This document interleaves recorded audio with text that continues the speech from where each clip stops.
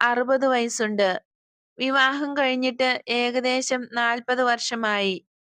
ഇക്കാലമത്രയും എന്റെ ഭർത്താവിനെയല്ലാതെ മറ്റൊരു പുരുഷനെയും ഞാൻ നോക്കുക കൂടി ചെയ്തിട്ടില്ല.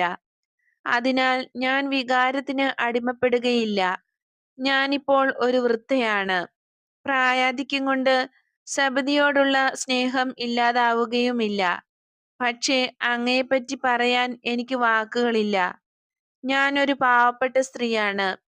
എന്റെ കഴിവിന്റെ പരമാവധി ഞാൻ പറയാം. അതിങ്ങനെയാണ്. എന്നിലെ ജന്മസിദ്ധവും ദൃഢവുമായ സ്ത്രൈണവാസന കൊണ്ടാണ് ഞാൻ സബതിയെ സ്നേഹിക്കുന്നത്. അങ്ങയുടെ വചനങ്ങളാലും യാക്കോബും യോഹന്നാനും എന്നോട് പറഞ്ഞിട്ടുള്ള കാര്യങ്ങളാലും അങ്ങ് എന്നിൽ ഉണർത്തിയ ആത്മീയ ശക്തി കൊണ്ടാണ് ഞാൻ അങ്ങയെ സ്നേഹിക്കുന്നത്. ഇത് തികച്ചും വ്യത്യസ്തമാണ്.